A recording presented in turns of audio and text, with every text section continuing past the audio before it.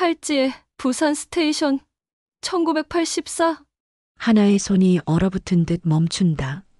그건 우리 가족이 사라진 해였어요. 냉동고 안 싸늘한 시신의 얼굴이 드러난다. 그녀의 입에서 떨리는 한마디. 아버지? 그 순간 차가운 공기 속에 묻혀있던 30년의 오해가 깨어난다. 하나는 아버지의 팔찌를 꽉 쥐고 부산역 앞에 선다. 부산 스테이션 1984 이곳이 아버지의 마지막 약속이었네요. 그녀는 유골함을 안고 속삭인다. 이제 정말 집으로 가요.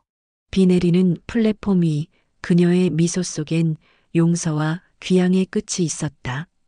감동은 나누면 더 커지죠. 이야기 전에 구독과 좋아요, 알림 설정까지 눌러주시면 매일 더 따뜻한 이야기로 찾아갈게요. 새벽 4시 30분, 도쿄 외곽의 낡은 병원 건물이 어둠 속에서 희미하게 모습을 드러냅니다. 차가운 겨울 공기가 건물 사이를 스치고 지나가죠. 시신 보관실로 향하는 복도엔 형광등 하나가 깜빡이며 불안정한 빛을 내뿜고 있습니다. 이하나는 무거운 철문 앞에 섰습니다. 25년째 반복되는 일상이지만 여전히 이 순간만큼은 마음이 무겁습니다. 차가운 손잡이를 잡고 문을 여는 순간 얼어붙은 공기가 얼굴을 스칩니다. 영하 4도의 냉동고 안은 죽음의 고요함으로 가득 차 있죠. 하나는 천천히 안으로 들어가 스위치를 켭니다. 하얀 불빛이 스테인리스 서랍들을 비추죠. 각각의 서랍 안엔 누군가의 마지막이 잠들어 있습니다. 하나는 체크리스트를 확인하며 하루 일과를 시작합니다. 40년 전 25살의 하나는 부산항에서 배를 탔습니다. 가슴엔 작은 가방 하나와 돌아가지 않겠다는 결심만을 품고 있었죠. 일본어 한마디 못하던 그녀가 이 병원 청소부로 시작해 시신 보관실 담당자가 되기까지 얼마나 많은 밤을 울며 지새웠는지 아무도 모릅니다. 하나의 작은 사무실엔 낡은 책상 하나와 의자, 그리고 벽에 걸린 달력이 전부입니다. 책상 서랍 깊숙한 곳엔 비닐에 쌓인 사진 한 장이 있죠. 매일 아침 그 사진을 꺼내봅니다. 흑백 사진 속엔 젊은 시절의 자신과 12살 동생이 환하게 웃고 있습니다. 부산역 광장, 1984년 봄이었죠. 춘자야, 언니가 미안해. 하나는 사진을 어루만지며 속삭입니다. 그해 여름 동생은 홀연히 사라졌습니다. 경찰도 가족도 찾지 못했죠. 어머니는 동생을 찾다가 병을 얻었고 아버지는 하나는 고개를 젓습니다. 아버지 생각은 하지 않기로 한 지 오래입니다. 병원 복도에서 발걸음 소리가 들려옵니다. 응급실 담당 의사 다나카가 서류를 들고 들어옵니다. 이상 새로운 무연고 사망자입니다. 어제 저녁 거리에서 발견됐어요. 하나는 서류를 받아 확인합니다. 8순이 넘은 노인, 사인은 심장마비. 신원을 확인할 만한 것은 손목의 낡은 팔찌뿐이었습니다. 팔찌에 뭔가 적혀 있던데 영어 같기도 하고. 다나카 의사가 중얼거립니다. 하나는 안경을 고쳐 쓰고 팔찌를 자세히 봅니다. 희미하게 새겨진 글자들이 보이죠. 부, 산, 스테이션, 1984? 순간 하나의 얼굴이 창백해집니다. 부산역 1984. 그 네 글자가 마치 칼날처럼 가슴을 파고듭니다. 손이 떨려 서류를 놓칠 뻔했습니다. 이상 괜찮으세요? 다나카의 목소리가 멀게 들립니다. 하나는 간신히 정신을 차리고 고개를 끄덕입니다. 네, 괜찮습니다. 시신은 언제 들어오나요? 지금 운구차가 오는 중입니다. 하나는 무거운 발걸음으로 냉동고 안으로 들어갑니다. 비어있는 서랍 하나를 열고 준비를 시작하죠. 그러나 머릿속엔 온통 그 글자만 맴돕니다. 부산역 1984. 왜 하필 그 장소, 그 시간인 걸까요? 옹구차가 도착하고 검은 비닐에 쌓인 시신이 들것에 실려 들어옵니다. 하나는 기계적으로 절차를 진행합니다. 비닐을 벗기고 시신을 확인하고 서랍에 안치하는 일련의 과정이죠. 하지만 오늘은 뭔가 다릅니다. 손이 자꾸 떨리고 가슴이 두근거립니다. 유품 정리는 내일 하시겠어요? 간호사가 묻습니다. 하나는 고개를 저었습니다. 아니요, 지금 하겠습니다. 노인의 소지품은 많지 않았습니다. 낡은 지갑, 만년필 하나, 그리고 비닐봉지에 든 무언가. 하나는 봉지를 열어봅니다. 안에는 누렇게 바랜 사진 몇 장이 들어 있었죠. 첫 번째 사진을 집어든 순간 하나는 숨이 멎는 듯 했습니다. 그것은 자신의 책상 서랍에 있는 것과 똑같은 사진이었습니다. 부산역 광장, 1984년 봄, 젊은 시절의 자신과 동생의 모습. 이게 어떻게... 떨리는 손으로 다음 사진을 넘겨봅니다. 가족 사진, 어머니와 아버지, 그리고 어린 시절의 자신과 동생. 모두 한국에 두고 온, 아니 버리고 온 과거의 조각들이었습니다. 하나는 천천히 시신 쪽으로 다가갑니다. 차가운 조명 아래 누워있는 노인의 얼굴을 자세히 들여다보죠. 주름진 얼굴, 백발이 성성한 머리, 그리고 아버지. 입술에서 새어나온 그 한마디에 하나 자신도 놀랐습니다. 아니, 이럴 리가 없습니다. 아버지는 40년 전에 가족을 버렸습니다. 어머니와 자신들을 두고 다른 여자와 도망친 사람이죠. 그런데 왜 이 낯선 일본 땅에서 무연고 사망자로. 하나는 다시 한번 얼굴을 확인합니다. 세월에 많이 변했지만 틀림없습니다. 광대뼈의 모양, 콧날의 각도, 그리고 왼쪽 눈썹 위에 작은 흉터까지. 모든 것이 기억 속 아버지의 모습과 일치합니다. 눈물이 흐릅니다. 분노인지 슬픔인지 아니면 그리움인지 알 수 없는 감정이 밀려옵니다. 40년 동안 원망하고 미워하고 잊으려 애썼던 사람이 이제 차가운 시신이 되어 눈앞에 있습니다. 하나는 팔찌를 다시 봅니다. 부산역 1984. 이것은 무엇을 의미하는 걸까요? 아버지는 왜 이 팔찌를 차고 있었을까요? 그리고 왜 하필 자신이 일하는 이 병원에서 생을 마감했을까요? 밖에서 전화벨이 울립니다. 하나는 눈물을 닦고 사무실로 나갑니다. 수화기를 든 순간 낯선 목소리가 들려옵니다. 도쿄 제3병원 시신 보관실이죠? 박철수 씨 시신에 대해 문의드립니다. 하나의 손이 다시 떨립니다. 박철수, 아버지의 이름입니다. 누구시죠? 저는 한국 대사관 직원입니다. 오늘 입고된 무연고 사망자가 한국 국적자로 확인됐습니다. 가족 연락처를 찾고 있는데 하나는 말문이 막힙니다. 뭐라고 대답해야 할까요? 제가 딸입니다라고 말해야 할까요? 아니면 모르는 척해야 할까요? 보관 기간은 얼마나 되나요? 대사관 직원이 다시 묻습니다. 하나는 간신히 대답합니다. 일주일입니다. 그 안에 연고자가 나타나지 않으면. 알겠습니다. 저희가 계속 수소문해 보겠습니다. 전화가 끊어집니다. 하나는 수화기를 내려놓고 의자에 주저앉습니다. 창밖으로 동이 트기 시작합니다. 도쿄의 아침은 여전히 차갑지만 오늘따라 유독 더 차갑게 느껴집니다. 하나는 다시 냉동고로 들어갑니다. 아버지가 누워있는 서랍 앞에 서서 한참을 바라봅니다. 40년의 세월, 그 긴 시간이 이렇게 허무하게 끝나는 걸까요? 묻고 싶은 것도, 듣고 싶은 것도, 화내고 싶은 것도 너무 많은데 이제는 아무것도 할 수 없습니다. 왜 이제야 오신 거예요, 아버지? 차가운 공기 속에서 하나의 목소리가 메아리칩니다. 부산역 1984, 그 수수께끼 같은 메시지만이 유일한 단서로 남았습니다. 병원의 아침 업무가 시작됐습니다. 하나는 규정대로 사망자 유품을 정리하기 시작했죠. 떨리는 손으로 노인의 낡은 지갑을 열어봅니다. 안에는 구겨진만 N짜리 지폐 몇 장과 오래된 영수증들이 들어 있었습니다. 그리고 지갑 가장 안쪽 비닐에 쌓여 조심스럽게 보관된 사진 한 장이 더 있었죠. 사진을 꺼내는 순간 하나의 숨이 멎었습니다. 부산 자갈치 시장을 배경으로 찍은 가족 사진이었죠. 어머니가 막내를 안고 있고 아버지 옆에 15살의 자신이 서 있었습니다.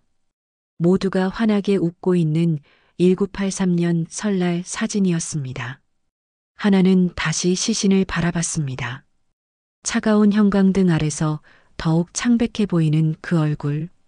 이마에 주름, 깊게 패인 팔자주름, 그리고 왼쪽 눈썹 위에 흉터까지 틀림없었습니다. 30년 넘게 죽은 사람으로 여겼던 아버지가 눈앞에 누워 있었죠. 어떻게 이럴 수가. 하나는 비틀거리며 의자에 앉았습니다. 머릿속이 하얗게 변했죠. 1984년 여름 동생이 사라진 뒤 아버지도 집을 나갔습니다. 어머니는 아버지가 다른 여자와 도망쳤다고 했죠. 하지만 정말 그랬을까요? 왜 아버지는 이 먼 일본 땅에서 그것도 가짜 이름으로 살았을까요? 서류를 다시 확인해 봅니다. 사망자 이름은 다나카 이치로. 주소는 도쿄 외곽의 낡은 아파트. 직업란엔 일용직 노동자라고 적혀 있었습니다. 한국인이 일본에서 살아가는 가장 흔한 방법이었죠. 가짜 신분으로 가장 낮은 곳에서 조용히 살아가는 것. 하나는 유품 봉투를 뒤졌습니다. 낡은 수첩 하나가 나왔죠. 떨리는 손으로 페이지를 넘깁니다. 대부분 일본어로 적힌 일용직 일정들이었지만 마지막 페이지에는 한글로 적힌 문장이 있었습니다. 미안하다 하나야. 춘자야. 아빠가 지켜주지 못해서 미안하다. 눈물이 쏟아졌습니다. 30년 동안 쌓아온 원망의 벽이 무너지는 순간이었죠. 그 아래 작은 글씨로 주소가 적혀 있었습니다.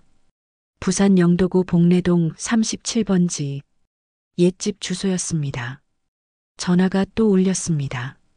이번엔 병원 사무국이었죠. 이상, 어제 입고된 다나카 이치로 씨건인데요. 요양원에서 연락이 왔습니다. 10년 전까지 그곳에 입소해 있었다고 하네요. 요양원이요? 네, 사이타마현의 한국인 요양원입니다.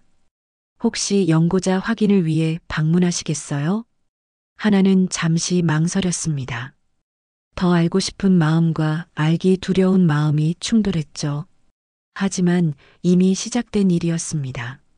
네, 가보겠습니다. 오후가 되자 하나는 병원을 나섰습니다. 전철을 타고 2시간을 달려 사이타마현의 작은 마을에 도착했죠. 은혜의 집이라는 간판이 걸린 낡은 건물이 보였습니다. 제일 한국인들을 위한 요양원이었죠. 원장실에서 만난 할머니는 하나를 보자마자 놀란 표정을 지었습니다. 어머, 박철수 씨 딸이 맞으시네요. 정말 닮으셨어요. 아버지를 아셨나요? 10년 동안 여기 계셨죠. 항상 딸 이야기를 하셨어요. 하나, 춘자. 가족을 너무 그리워하셨습니다. 원장은 오래된 앨범을 꺼냈습니다. 요양원 행사 사진들이었죠. 사진 속 아버지는 항상 구석에 혼자 앉아 있었습니다. 웃지 않는 얼굴로 먼 곳을 바라보고 있었죠. 왜 가족을 찾지 않으셨을까요? 하나의 물음에 원장이 한숨을 쉬었습니다. 찾을 수 없는 사정이 있다고 하셨어요. 가족을 위해서라고. 자세한 건 말씀 안 하셨지만 무언가 큰 짐을 지고 계신 것 같았습니다. 원장은 작은 상자를 건넸습니다. 박 선생님이 남기신 물건들입니다. 혹시 가족이 오면 전해달라고 하셨어요. 상자 안에는 편지 몇 통과 작은 물건들이 들어 있었습니다. 그중 봉투 하나가 눈에 띄었죠. 하나에게라고 적혀 있었습니다. 하나는 떨리는 손으로 봉투를 열었습니다. 사랑하는 딸아, 이 편지를 읽고 있다면 아빠는 이미 세상에 없겠지. 30년 넘게 단 한 번도 잊은 적 없다. 너와 춘자 그리고 엄마를 용서받을 수 없는 일이란 걸 안다. 하지만 알아줬으면 한다. 1984년 그날 부산역에서 일어난 일을, 아빠가 왜 떠날 수밖에 없었는지를. 편지는 거기서 끝났습니다. 마치 더 쓰려다 멈춘 것처럼 보였죠. 하나는 다른 편지들을 확인했습니다. 모두 쓰다만 편지들이었습니다. 수십 통의 편지가 모두 미완성이었죠. 편지를 쓰려고 많이 노력하셨어요.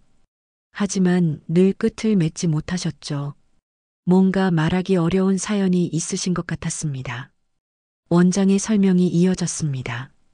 그런데 이상한 게 하나 있었어요. 매년 7월이 되면 며칠씩 사라지셨어요. 어디 가시냐고 물으면 부산역에 간다고만 하셨죠. 부산역이요? 일본에서요? 아니요, 정말로 한국에 다녀오신 것 같았어요. 여권에 도장이 찍혀 있었거든요. 하나는 놀랐습니다.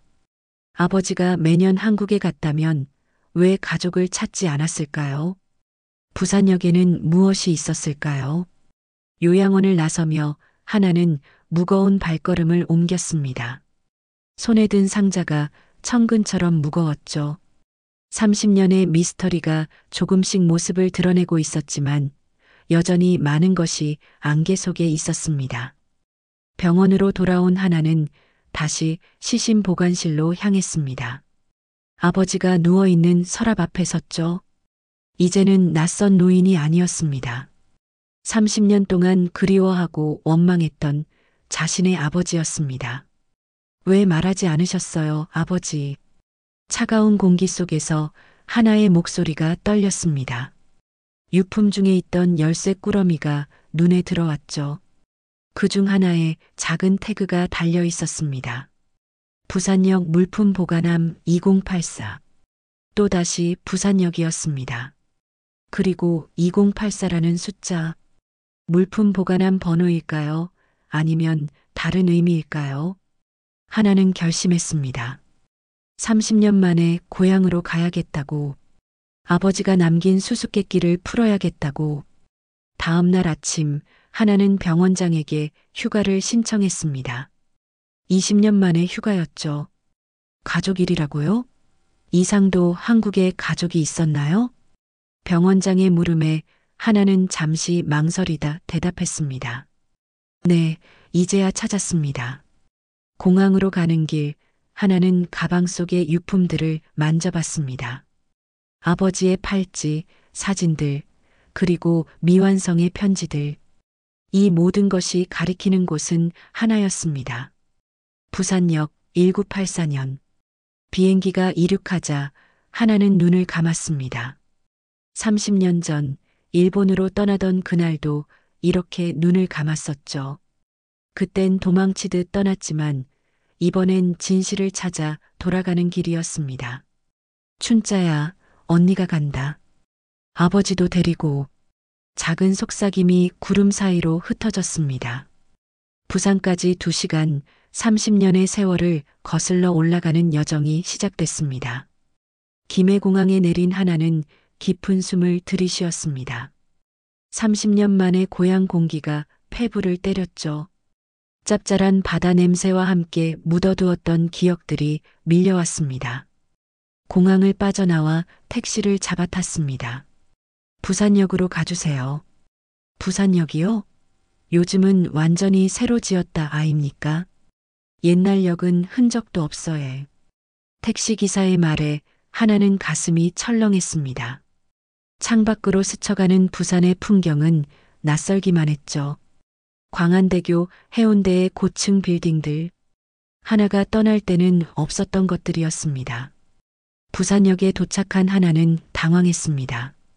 기사 말대로 역은 완전히 현대적인 건물로 바뀌어 있었죠. 유리와 철골로 이루어진 건물 어디에도 1984년의 흔적은 없었습니다. 물품 보관함을 찾아 헤맸지만 2084번은 없었습니다. 혹시 오래된 물품 보관함 아세요? 2084번이요. 영무원은 고개를 저었습니다. 20년 전에 역사새로 지으면서 다 없어졌어요. 실망한 하나는 역 광장으로 나왔습니다. 이곳 어딘가에서 1984년에 비극이 시작됐을 텐데 이제는 그 흔적조차 찾을 수 없었죠. 영도대교를 건너며 하나는 어린 시절을 떠올렸습니다.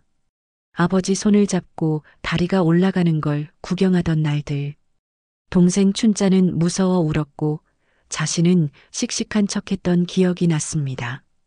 복례동 37번지. 좁은 골목길을 따라 걸으며 하나는 가슴이 뛰었습니다. 그러나 옛 집터엔 영잔의 슈퍼가 들어서 있었죠. 저기요. 말을 꺼내기도 전에 슈퍼에서 나온 할머니가 하나를 보더니 눈이 휘둥그레졌습니다. 어머나, 하나야. 박철수 씨 큰딸 맞지? 네, 절 아세요? 할머니는 하나의 손을 꼭 잡았습니다. 주름진 손이 떨리고 있었죠.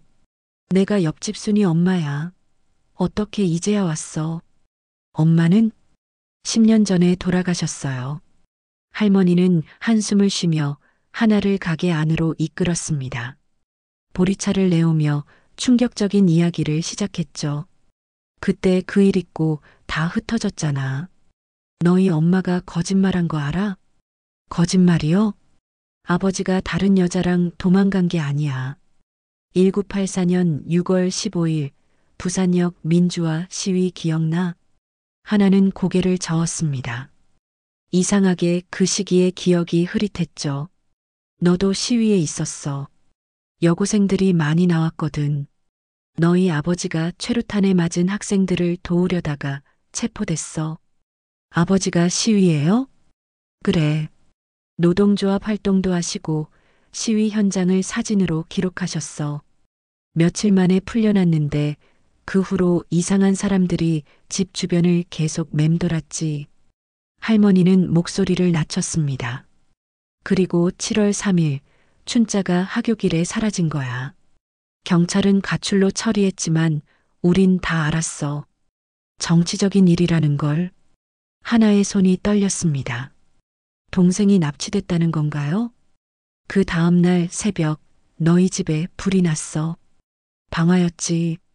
집은 전소됐고 너희 아버지는 그날 밤 사라지셨어. 그럼 정말로 너희를 지키려고 떠나신 거지. 그런데 너 정말 그때 일 기억 안 나? 병원 다녀온 후로 많이 잊었다던데. 맞았습니다. 15살 여름의 기억이 텅 비어 있었죠. 하나는 떨리는 손으로 열쇠를 꺼냈습니다. 2084. 혹시 이 숫자 아세요? 아, 중앙동에 그런 번지가 있어. 추억사진관. 너희 아버지가 자주 가셨던 곳이야. 하나는 서둘러 중앙동으로 향했습니다. 좁은 골목 끝에서 추억사진관 간판을 찾았죠. 문을 열고 들어가니 백발의 노인이 카메라를 닫고 있었습니다. 어서 오세요. 하나가 열쇠를 내밀자 노인의 표정이 변했습니다. 이 열쇠, 박철수 씨 따님이군요. 네, 맞습니다. 노인은 한숨을 쉬며 안쪽으로 들어갔습니다. 먼지 쌓인 철제 금고를 들고 나왔죠. 31년을 기다렸습니다. 박 선생님이 일본 가시기 전날 맡기셨어요. 열쇠가 자물쇠에 들어가는 순간 하나의 심장이 멎는 것 같았습니다. 금고가 열리자 봉투와 필름들이 나왔죠. 내 딸 하나에게라고 적힌 편지를 떨리는 손으로 펼쳤습니다. 사랑하는 하나야, 이 편지를 읽고 있다면 아빠가 바라던 일이 이루어진 거구나. 먼저 용서를 구한다. 1984년 6월 15일 부산역 시위. 아빠는 다친 학생들을 돕다가 체포됐다. 며칠 후 그들은 선택을 강요했다. 가족과 함께 감시받으며 살든지 혼자 사라지든지. 하지만 더 큰 문제가 있었다. 너도 시위 현장에 있었고 아빠가 찍은 사진에 내 얼굴이 선명했다. 그들은 그 사진으로 널 위협했다. 만약 아빠가 사라지지 않으면 너를 구속하겠다고. 춘자는 아빠가 데려갔다. 그들이 가족 중 한 명을 인질로 요구했다. 일본에서 이름을 바꾸고 살며 춘자를 키웠다. 하지만 19에 백혈병에 걸려 22에 떠났다. 마지막까지 언니를 찾았다. 하나는 편지를 내려놓고 오열했습니다. 30년의 원망이 한순간에 무너졌죠. 필름도 현상할까요? 사진관 주인이 현상실로 들어갔습니다. 곧 사진들이 나왔죠. 첫 번째는 1984년 부산역 시위 현장이었습니다. 최루탄 연기 속에서 태극기를 들고 있는 15살의 하나. 전혀 기억나지 않는 자신의 모습이었습니다. 이게 저예요? 네. 박 선생님은 기록 사진가셨어요. 이 사진이 화근이 된 거죠. 다른 사진들은 일본에서의 춘자였습니다. 입학식, 운동회, 졸업식, 그리고 병원 침대의 마지막 모습까지. 아, 이것도 드려야겠네요. 노인이 작은 상자를 가져왔습니다. 안을 열자 유골함이 들어 있었죠. 5년 전에 맡기셨어요. 가족이 찾으면 고향에 모셔달라고. 하나는 떨리는 손으로 유골함을 받았습니다. 차가울 줄 알았는데 이상하게 따뜻했죠. 30년 만에 동생을 품에 안은 것입니다. 춘자야, 언니가 왔어. 이제 집에 가자. 부산역으로 돌아온 하나는 광장 한복판에 섰습니다. 이곳에서 모든 비극이 시작됐죠. 1984년 6월 15일 평화를 외치던 시민들과 이를 막으려던 권력의 충돌. 그 소용돌이 속에서 한 가족이 산산조각 났습니다. 핸드폰이 울렸습니다. 도쿄 병원이었죠. 이상 한국 대사관에서 박철수 씨 유족을 찾았다고 하는데. 네, 제가 딸입니다. 침묵이 흘렀습니다. 그럼 시신은 한국으로 모셔오겠습니다. 고향으로요. 하나는 품속에 유골함을 쓰다듬었습니다. 아버지, 춘자야. 이제 다 함께 집으로 가요. 30년 만에 석양이 부산역을 붉게 물들였습니다. 하나는 하늘을 올려다봤죠. 저 하늘 아래서 아버지도 춘자도 이 역을 바라봤을 겁니다. 서로 다른 곳에서 같은 그리움을 품고. 부산역 1984. 아버지가 남긴 마지막 메시지의 의미를 이제야 깨달았습니다. 모든 것이 시작된 곳으로 돌아와 다시 만나자는 30년을 기다린 약속이었던 거죠. 도쿄로 돌아가는 비행기 안에서 하나는 아버지의 편지를 다시 읽었습니다. 내가 시위 현장에 있었고 사진에 찍혔다는 구절이 계속 마음에 걸렸죠. 정말 자신이 시위에 참여했을까요? 왜 하나도 기억나지 않는 걸까요? 병원에 도착하자마자 하나는 시신 보관실로 향했습니다. 아버지가 누워 계신 냉동고 앞에서 한참을 서 있었죠. 이제는 낯선 노인이 아닌 자신을 지키려 모든 것을 버린 아버지였습니다. 아버지, 춘자를 데려왔어요. 이제 곧 한국으로 모시러 올게요. 그날 밤 하나는 집에 돌아와 부산에서 가져온 사진들을 펼쳐놓았습니다. 시위 현장 사진을 자세히 들여다봤죠. 최루탄 연기 속에서 태극기를 들고 있는 15살의 자신. 얼굴은 분명 자신이었지만 전혀 기억나지 않았습니다. 갑자기 머리가 지끈거렸습니다. 무언가 떠오르려는 듯 아팠죠. 하나는 눈을 감고 그날을 떠올려 보려 애썼습니다. 그때 전화벨이 울렸습니다. 모르는 한국 번호였죠. 여보세요? 이하나 씨죠? 저는 부산에서 연락드립니다. 추억사진관 사장님이 전화번호를 알려주셔서요. 네, 무슨 일이신지. 저는 1984년 부산역 시위 때 박철수 선생님과 함께 활동했던 김정호입니다. 선생님이 돌아가셨다는 소식을 듣고 하나는 숨을 죽였습니다. 아버지의 동료라니. 혹시 제 아버지에 대해 아시는 게 있나요? 네, 많죠. 그런데 전화로는 어렵고, 혹시 한국에 다시 오실 일이 있으신가요? 네, 아버지 장례를 위해 곧 가려고 합니다. 그럼 그때 뵙죠. 꼭 알려드려야 할 이야기가 있습니다.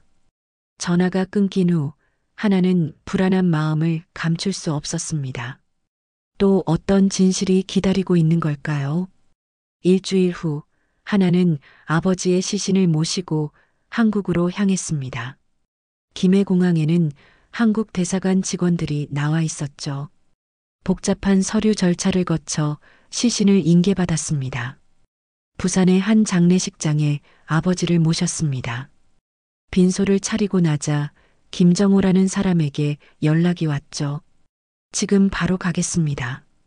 1시간 후 백발이 성성한 노인이 빈소에 들어왔습니다. 아버지의 영정 앞에서 깊은 절을 올린 후 하나에게 다가왔죠. 박 선생님의 따님이시죠? 정말 닮으셨네요. 아버지를 잘 아셨나요? 김정호는 잠시 망설이다 입을 열었습니다. 사실 그날 부산역 시위는 계획된 것이었습니다.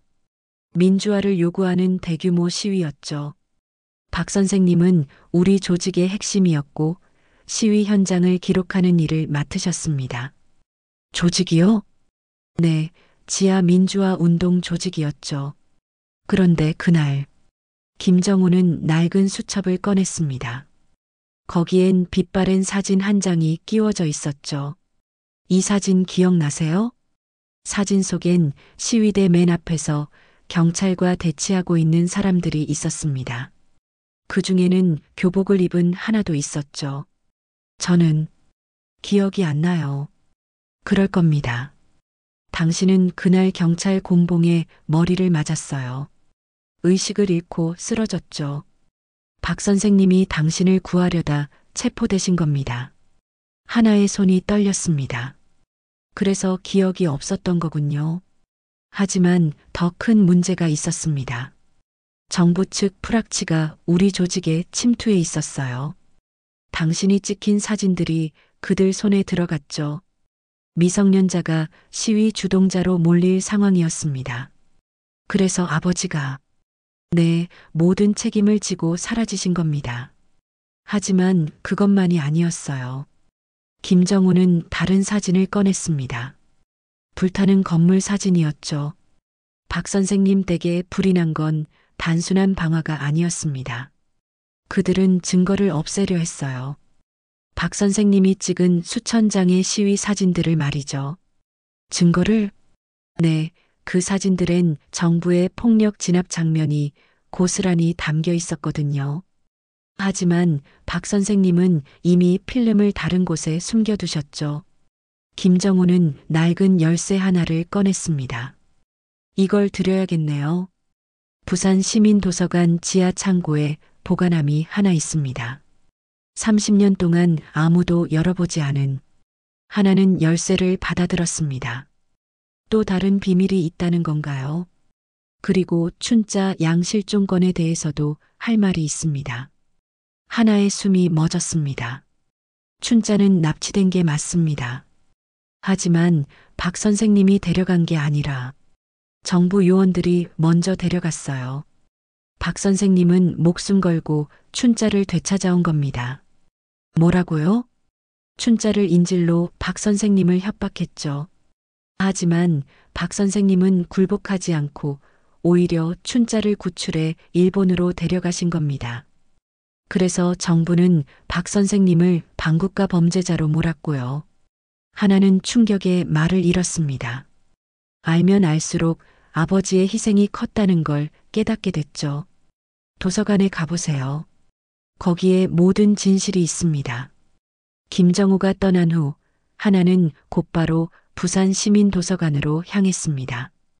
오래된 건물 지하로 내려가니 먼지 쌓인 보관함들이 줄지어 있었죠. 열쇠에 적힌 번호를 찾았습니다. 1984-615. 부산역 시위가 일어난 날짜였죠. 철컥 소리와 함께 문이 열렸습니다. 안에는 필름 통 수십 개와 두꺼운 파일들이 가득했죠. 그리고 봉투 하나가 놓여 있었습니다. 하나가 읽을 때까지라고 적혀 있었죠. 봉투를 열자 사진이 쏟아졌습니다. 시위 진압 현장의 참혹한 모습들이었죠. 곤봉에 맞아 피 흘리는 시민들, 최루탄에 쓰러진 학생들, 그리고 그 속에서 쓰러진 자신을 안고 있는 아버지의 모습도 있었습니다. 하나는 눈물을 흘리며 사진을 들여다봤습니다. 이제야 그날의 기억이 파편처럼 떠오르기 시작했죠. 함성 소리, 최루탄 냄새, 그리고 머리를 때리는 둔탁한 충격. 아버지, 파일을 열어보니 더 충격적인 자료들이 있었습니다. 정부의 시위 진압 계획서, 프락치 명단, 그리고 요주의 인물 명단. 거기엔 15살 이하나의 이름도 있었죠. 과격 시위 주동 학생, 특별관리 요망이라는 메모와 함께 이제 모든 퍼즐이 맞춰졌습니다. 아버지는 단순히 시위에 참여했다가 체포된 게 아니었습니다. 정부의 폭력을 고발할 증거를 가지고 있었고 딸이 위험에 처하자 모든 것을 버리고 도망친 것이었죠. 하나는 자료들을 상자에 담았습니다. 30년 동안 묻혀있던 진실이었죠. 이제 이것을 어떻게 해야 할까요? 세상에 공개해야 할까요? 아니면 다시 묻어둬야 할까요? 빈소로 돌아온 하나는 아버지의 영정을 바라봤습니다. 젊은 시절의 아버지는 카메라를 들고 온화하게 웃고 있었죠. 아버지, 이제야 알았어요. 아버지가 얼마나 용감한 분이셨는지, 그리고 저희를 얼마나 사랑하셨는지. 그날 밤 뜻밖의 조문객이 찾아왔습니다. 정장을 입은 중년 남자였죠. 고인의 명복을 빕니다. 그런데 혹시 도서관에 다녀오셨나요? 하나는 경계심을 품고 물었습니다. 누구시죠? 저는 국가기록원에서 나왔습니다. 30년 전 사건 관련 자료를 수집하고 있죠. 혹시 무언가 발견하신 게 있다면? 없습니다. 하나는 단호하게 대답했습니다. 남자는 의미심장한 미소를 지으며 명함을 건넸죠. 그래도 혹시 생각이 바뀌시면 연락 주세요. 국가 차원에서 과거사 정리를 하고 있거든요. 남자가 떠난 후 하나는 불안감에 휩싸였습니다. 30년이 지났지만 여전히 누군가는 그날의 진실을 감추려 하는 것 같았죠. 장례식을 마친 다음 날 하나는 불안한 마음으로 시청 기록 보관소를 찾았습니다. 국가기록원 직원이 찾아온 것이 계속 신경 쓰였죠. 30년 전 자료를 찾아보기로 했습니다. 1984년 부산역 관련 자료를 보고 싶은데요. 직원은 이상한 표정을 지으며 컴퓨터를 검색했습니다. 부산역 폭발 사고 자료 말씀이신가요? 폭발 사고요? 시위 관련 자료를 찾는데 1984년 7월 5일 부산역 화물창고 폭발 사고가 있었네요. 사망자 1명 박철수. 하나는 충격에 몸이 굳었습니다. 아버지가 사망한 것으로 처리되어 있다니요. 그게 무슨 말이죠? 박철수가 사망했다고요? 직원이 서류를 프린트해서 건넸습니다. 거기엔 분명히 적혀 있었죠. 신원미상 폭발물 테러, 용의자 박철수 현장에서 사망이라고. 하나는 떨리는 손으로 서류를 들고 밖으로 나왔습니다. 이게 어떻게 된 일일까요? 아버지는 분명 일본에서 30년을 더 사셨는데 한국 기록엔 1984년에 사망한 것으로 되어 있다니. 급히 한국 대사관으로 향했습니다. 아버지 시신 인수 때 담당했던 직원을 찾았죠. 박철수 씨 건으로 왔는데요. 혹시 신원 확인할 때 이상한 점 없었나요? 이상한 점이요? 아, 그러고 보니 한국 주민등록은 말소되어 있었어요. 사망 처리가 되어 있어서 유전자 검사로 신원을 확인했죠. 유전자 검사요? 직원이 서류를 뒤적이다 당황한 표정을 지었습니다. 이상하네요. 유전자 검사 결과가 잠깐만요. 하나의 심장이 빠르게 뛰었습니다. 직원이 다시 확인하더니 조심스럽게 말했죠. 검사 결과상 박철수 씨와 이하나 씨의 부녀 관계가 성립하지 않네요. 뭐라고요? 하나는 믿을 수 없다는 표정으로 서류를 빼앗아 봤습니다. 분명히 적혀 있었죠. 친자 관계 불일치라고. 이건 말이 안 돼요. 분명 제 아버지가 맞는데. 그때 전화가 울렸습니다. 어제 왔던 국가기록원 직원이었죠. 이하나 씨, 제안을 다시 생각해 보셨나요? 자료를 주시면 좋은 조건을 제시할 수 있는데. 하나는 전화를 끊어버렸습니다. 뭔가 큰 음모에 휘말린 것 같은 불안감이 엄습했죠. 집으로 돌아온 하나는 아버지가 남긴 물건들을 다시 살펴봤습니다. 그때 이상한 점을 발견했죠. 요양원에서 받은 편지들 중 하나에 다른 이름이 적혀 있었습니다. 김철수, 박철수가 아니라 김철수라니. 하나는 서둘러 도쿄로 전화를 걸었습니다. 아버지가 계셨던 요양원 원장에게 연락했죠. 원장님, 혹시 아버지 이름이 김철수였나요? 박철수가 아니라? 아, 그거요. 처음엔 김철수로 입수하셨는데 나중에 박철수가 본명이라고 정정하셨어요. 일본에선 다나카로 사셨고 여러 이름을 사용했다는 건가요? 하나는 더욱 혼란스러워졌습니다. 그때 문득 어머니가 생각났습니다. 10년 전 돌아가신 어머니의 유품을 보관해둔 곳이 있었죠. 부산 친정집에 맡겨뒀던 물건들을 찾아보기로 했습니다. 이모 집을 찾아간 하나는 먼지 쌓인 상자를 받았습니다.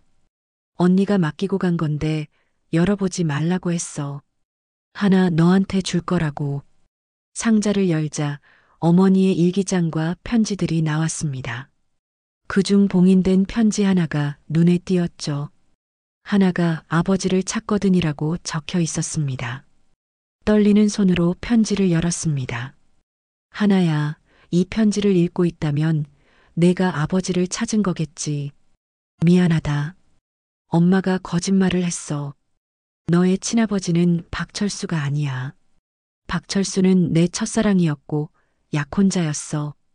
하지만 그는 1983년에 교통사고로 죽었단다. 내 아버지는 김철수야. 박철수의 사촌 동생이었지. 철수가 죽고 난 뒤 그가 나를 위로해줬고 우리는 사랑에 빠졌어. 하지만 집안에서는 반대했지. 그래서 김철수는 박철수 행세를 했단다. 죽은 사람의 신분으로 우리와 살았어. 그게 우리가 함께할 수 있는 유일한 방법이었으니까. 1984년 그가 시위에 참여한 것도 널 지키려 한 것도 모두 사실이야. 다만 정부 기록에 박철수가 테러범으로 사망했다는 건 이미 죽은 사람의 신분을 이용한 거란다. 미안해, 하나야. 진실이 너무 복잡해서 차라리 거짓말이 편했어. 편지가 손에서 떨어졌습니다. 하나는 충격에 주저앉았죠. 그럼 지금까지 아버지라고 믿었던 사람은 누구인가요? 박철수인가요? 김철수인가요? 어머니의 일기장을 펼쳐봤습니다. 거기엔 더 자세한 이야기가 있었죠. 1983년 4월 11일. 철수가 떠났다. 트럭에 치여 즉사했다고 한다. 약혼식을 일주일 앞두고 6월 2일. 철수의 사촌 동생 김철수가 계속 찾아온다. 철수를 닮아서인지 자꾸 마음이 흔들린다. 1984년 2월. 철수와 결혼했다. 그는 죽은 사촌 형의 호적을 이어받았다. 세상엔 박철수로 살기로 했다. 이제 모든 것이 이해됐습니다. 유전자 검사에서 불일치가 나온 이유도, 여러 이름을 사용한 이유도. 하지만 그것이 뭐가 중요할까요? 그는 하나의 아버지였고 가족을 지키려 모든 것을 버린 사람이었습니다. 하나는 눈물을 닦고 일어섰습니다. 이제 해야 할 일이 분명해졌죠. 아버지를, 김철수를 제대로 된 이름으로 고향에 묻어드려야 했습니다. 다음 날 하나는 시청에 가서 정정 신고를 했습니다. 사망자 이름을 박철수에서 김철수로 정정하고 싶습니다. 근거 자료가 있으신가요? 하나는 어머니의 편지와 일기장을 제출했습니다. 직원은 난감한 표정을 지었죠. 이건 좀 복잡한 사안이네요. 일단 접수는 하겠지만 그때 또 국가기록원 직원에게서 전화가 왔습니다. 이하나 씨 마지막 제안입니다. 자료를 넘기시면 아버님의 명예를 회복시켜 드리겠습니다. 테러범이 아닌 민주화 운동가로. 하나는 잠시 고민했습니다. 하지만 이내 단호하게 대답했죠. 아버지는 테러범도 민주화 운동가도 아닙니다. 그저 가족을 사랑한 평범한 사람이었어요. 전화를 끊고 하나는 도서관에서 가져온 자료들을 바라봤습니다. 이것들을 어떻게 해야 할까요? 30년 전의 진실이 과연 지금 세상에 필요한 걸까요? 하나는 며칠 동안 고민했습니다. 도서관에서 가져온 자료들을 어떻게 할지 결정하지 못한 채 시간만 흘렀죠. 그러던 중 뜻밖의 방문객이 찾아왔습니다. 안녕하세요. 저는 부산일보 기자입니다. 1984년 부산 민주화 운동 특집을 준비하고 있는데 젊은 여기자였습니다. 하나는 경계하며 물었죠. 저한테 왜 오셨나요? 김정호 선생님이 알려주셨어요. 박철수, 아니 김철수 선생님의 자료를 갖고 계시다고. 하나는 놀랐습니다. 김정호 씨가 왜 기자에게 얘기했을까요? 전 아무것도 모릅니다. 이하나 씨 30년이 지났어요. 이제는 진실을 밝혀도 되지 않을까요? 기자가 떠난 후 하나는 깊은 생각에 잠겼습니다. 그때 낡은 수첩이 눈에 들어왔죠. 아버지의 유품 중 하나였습니다. 펼쳐보니 일본에서의 일기가 빼곡히 적혀 있었습니다. 1985년 3월. 오늘도 하나를 생각한다. 건강하게 자라고 있을까? 1987년 8월. 춘자가 아프다. 병원에서는 백혈병이라고 한다. 하나님, 제발 이 아이만은.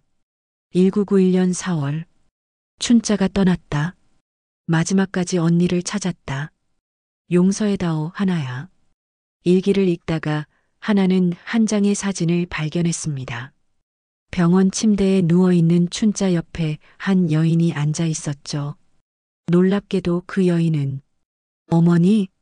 분명 어머니였습니다. 그럼 어머니도 춘자가 일본에 있다는 걸 알았단 말인가요? 하나는 서둘러 이모에게 전화했습니다. 이모, 어머니가 일본에 간 적 있어요? 일본? 글쎄. 아, 맞다. 1991년인가? 갑자기 일본에 다녀온다고 했었지. 일주일 만에 돌아왔는데 많이 야위어서 모든 퍼즐이 맞춰지기 시작했습니다. 하나는 어머니의 일기장을 다시 펼쳤죠. 뒤쪽 페이지에서 찾고 있던 내용을 발견했습니다. 1991년 4월 5일. 그를 만났다. 김철수, 내 남편. 그리고 죽어가는 춘자도. 용서를 구하는 그를 용서했다. 미워할 수 없었다. 그도 나도 너무 지쳤으니까. 4월 7일. 춘자의 장례식. 작은 관에 든 내 딸을 보며 울었다. 그가 말했다. 하나는 절대 위험에 빠뜨리지 않겠다고. 믿기로 했다.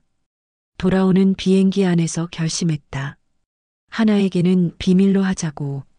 진실은 때로 모르는 게 나을 수도 있으니까. 하나는 일기장을 덮었습니다. 어머니와 아버지가 비밀리에 만났고 서로를 용서했다는 사실에 눈물이 났죠. 그때 또 다른 전화가 왔습니다. 도쿄의 요양원이었습니다. 이하나 씨? 창고를 정리하다가 박철수 씨 물건을 또 발견했어요. 작은 금고인데. 금고요? 네, 비밀번호가 설정되어 있어서 열 수가 없네요. 혹시 아시는 번호가? 하나는 생각했습니다. 아버지가 설정했을 만한 번호. 갑자기 떠올랐죠. 1984-061로 해보세요. 아, 열렸습니다. 전화 너머로 종이 바스락거리는 소리가 들렸습니다. 편지가 한 통 있네요. 그리고 통장도 있고요. 통장이요? 네, 한국은행 통장인데 이름이 이하나로 되어 있네요. 하나는 놀랐습니다. 자신의 이름으로 된 통장이라니. 일주일 후 하나는 도쿄에서 보내온 물건들을 받았습니다. 통장을 확인해 보니 30년 동안 매달 조금씩 입금된 돈이 쌓여 있었죠. 아버지가 일용직으로 번 돈을 꼬박꼬박 저축한 것이었습니다. 편지를 열어봤습니다. 떨리는 글씨로 마지막 인사가 적혀 있었죠. 하나야, 이 편지를 읽을 때쯤 아빠는 없겠지. 용서해다오. 너와 함께하지 못한 세월을. 매일 밤 너를 생각했다. 잘 자라주어 고맙다.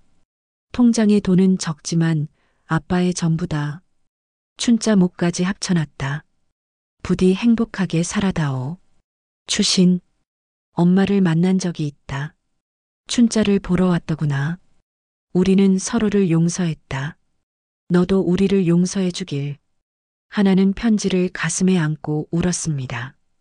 30년의 오해와 원망이 완전히 녹아내렸죠. 며칠 후 하나는 결심했습니다. 부산일보 기자에게 연락했죠. 자료를 드리겠어요. 단 조건이 있습니다. 어떤 조건이죠? 아버지를 영웅으로 만들지 마세요. 그저 가족을 위해 희생한 평범한 아버지로 기억되게 해주세요. 기자는 고개를 끄덕였습니다. 그리고 한 가지 더. 춘자 이야기는 빼주세요. 그 아이는 조용히 잠들 자격이 있어요. 1984년의 진실이 조금씩 세상에 알려지기 시작했습니다. 하지만 하나는 더 이상 그것에 관심이 없었죠. 중요한 건 과거의 진실이 아니라 현재의 화해였으니까요. 부산의 한 공원 묘지. 하나는 새로 만든 묘비 앞에 섰습니다.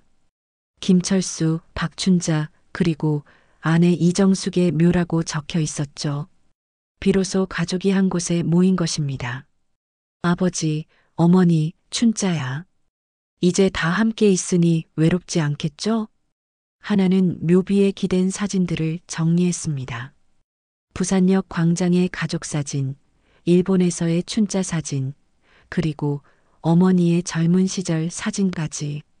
그때 낯선 할머니 한 분이 다가왔습니다. 혹시 김철수 씨 따님이세요? 네, 맞습니다. 저는 일본에서 왔어요. 은혜의 집 요양원에 있었는데 박 선생님이 저희 아버지를 많이 도와주셨어요. 할머니는 낡은 봉투를 건넸습니다. 이거 박 선생님이 저희 아버지 돌아가실 때 장례비로 주신 건데 이제야 돌려드리네요. 하나는 봉투를 열어봤습니다. 얼마 되지 않는 돈이었지만 아버지가 어렵게 모은 돈이었을 것입니다. 감사합니다. 하지만 할머니가 가지세요. 아버지도 그걸 원하실 거예요. 할머니가 떠난 후 하나는 하늘을 올려다봤습니다.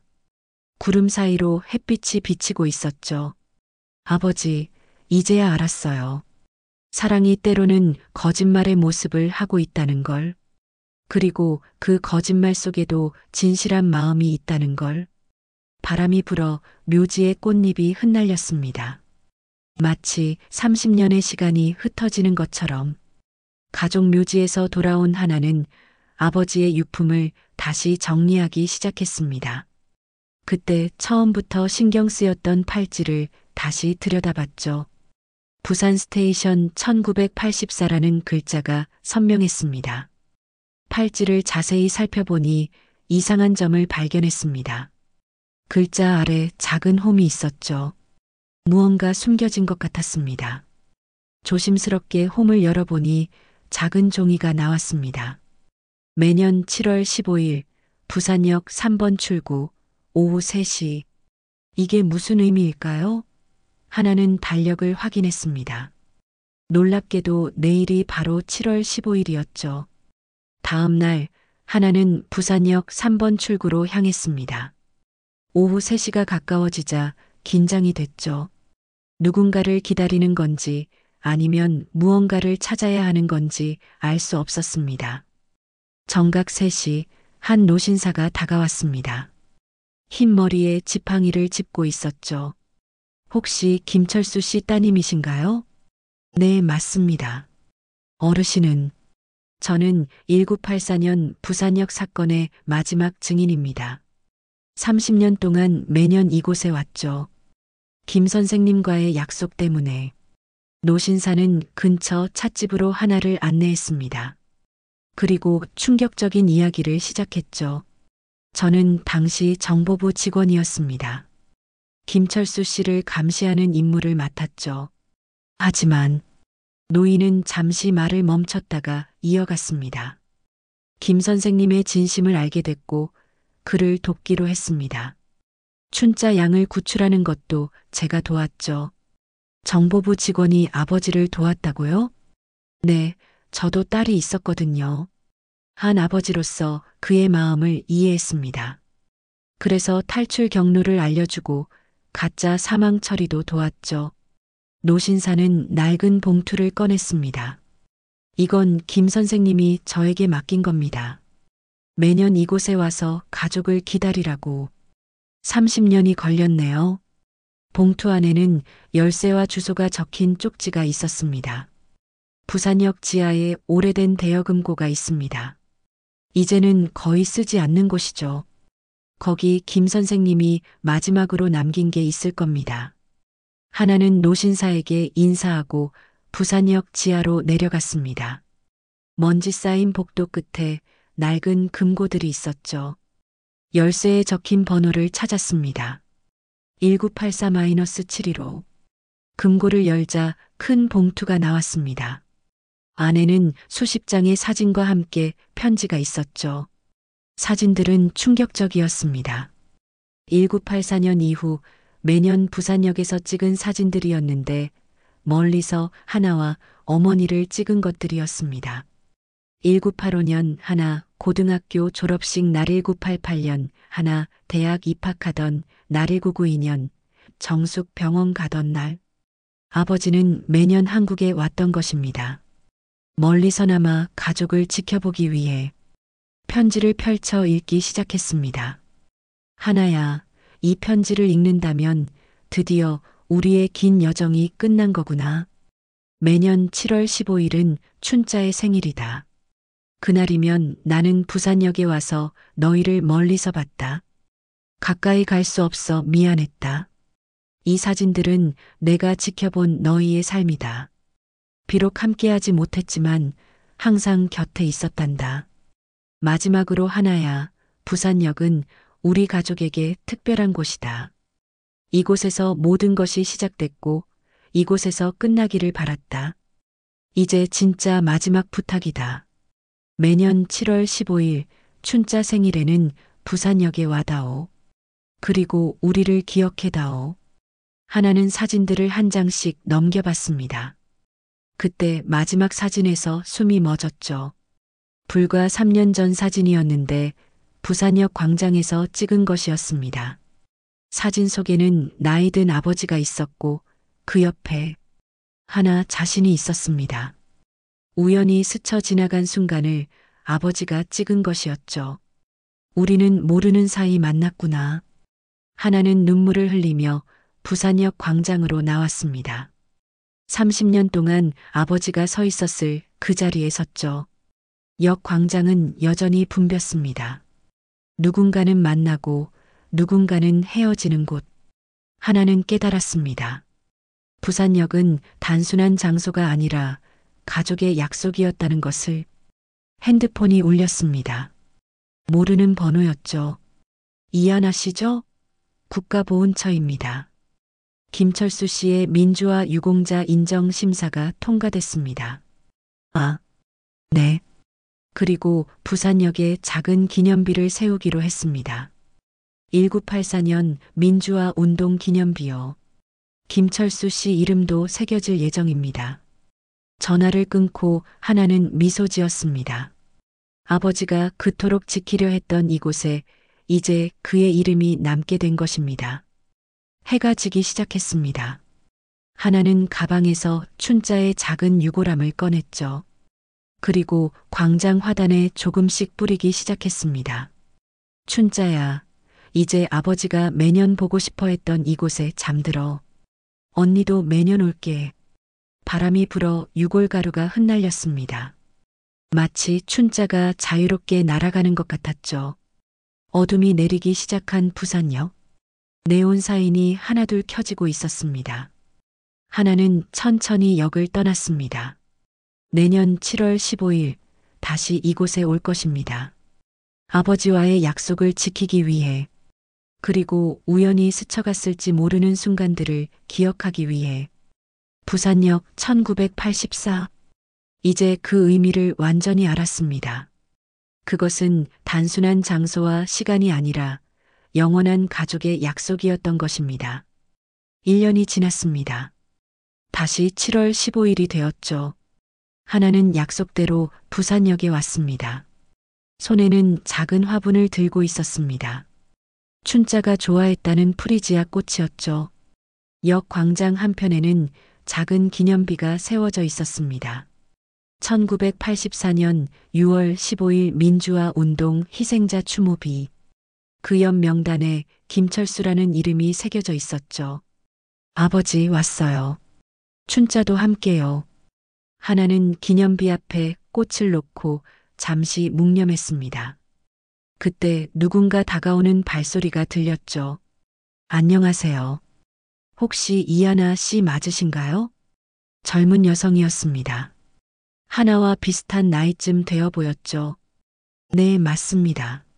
그런데 저는 최민정이라고 합니다. 1984년 시위 때 아버님이 구해주신 학생의 딸이에요. 하나는 놀라 여성을 바라봤습니다.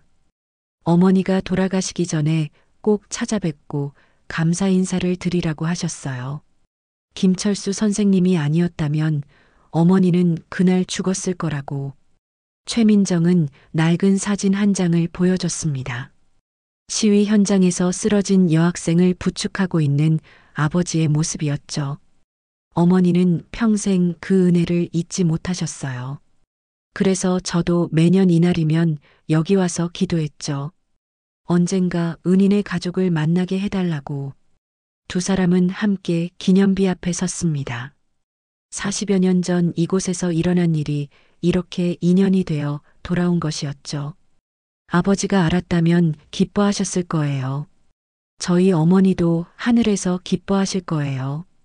그들이 이야기를 나누는 사이 한 무리의 학생들이 기념비 앞으로 왔습니다. 역사 선생님의 인솔을 받는 고등학생들이었죠. 여기가 1984년 민주화 운동이 일어난 부산역입니다. 많은 시민들이 민주주의를 위해 싸웠고 그 과정에서 희생된 분들을 기리는 곳이죠. 학생들이 기념비를 읽고 있을 때 선생님이 하나를 발견했습니다. 혹시 이하나 선생님 아니신가요? 작년에 신문에서 봤어요. 김철수 선생님 따님이시죠? 하나는 쑥스럽게 고개를 끄덕였습니다. 학생들, 정말 귀한 분을 만났네요. 이분이 바로 김철수 선생님의 따님이십니다. 학생들이 호기심 어린 눈으로 하나를 바라봤습니다. 한 학생이 조심스럽게 물었죠. 그때 정말 무서웠나요? 하나는 미소 지으며 대답했습니다. 저는 그때 기억을 잃어서. 하지만 이제는 알아요. 무서워도 옳은 일을 위해 나섰던 사람들이 있었다는 걸요.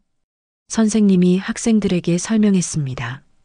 김철수 선생님은 가족을 지키기 위해 조국을 떠나야 했지만 매년 이곳에 와서 멀리서나마 가족을 지켜봤다고 합니다.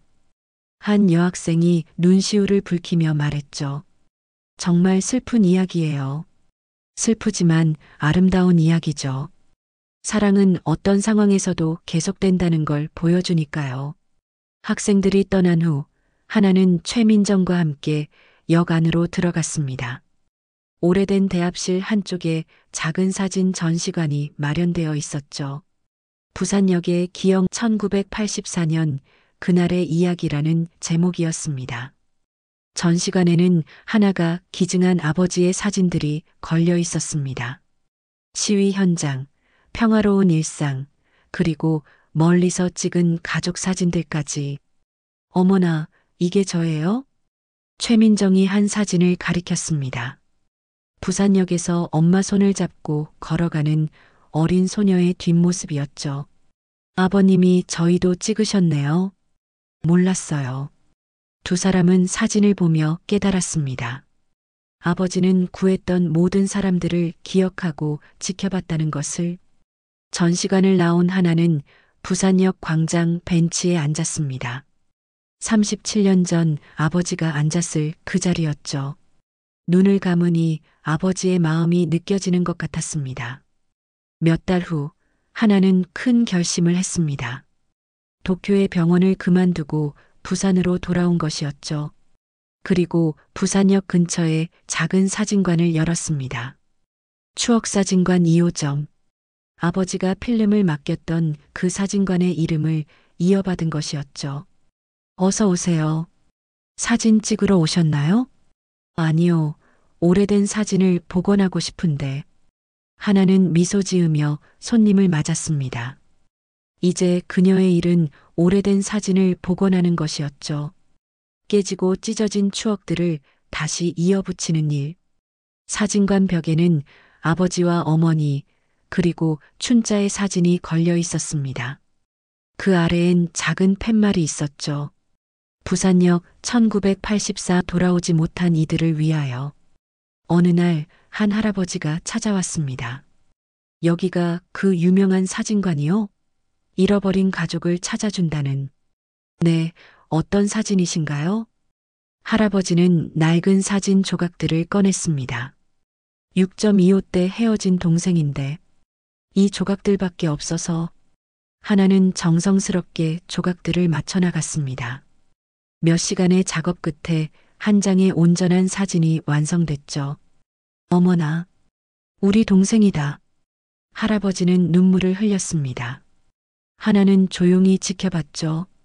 이것이 아버지가 원했던 일인지도 모른다고 생각하며. 해가 지는 부산역. 하나는 가게 문을 닫고 광장으로 나왔습니다. 저녁 노을이 역을 붉게 물들이고 있었죠. 아버지, 오늘도 한 분의 추억을 되찾아드렸어요. 바람이 불어왔습니다. 마치 아버지가 잘했다고 말하는 것 같았죠. 부산역은 여전히 많은 사람들로 붐볐습니다. 만남과 이별, 기쁨과 슬픔이 교차하는 곳. 하나는 그 속에서 자신의 자리를 찾았습니다. 매년 7월 15일이면 더 많은 사람들이 기념비를 찾았습니다. 김철수의 이야기는 이제 한 가족의 역사를 넘어 모두의 기억이 되었죠. 하나는 사진관으로 돌아가며 중얼거렸습니다. 부산역 1984.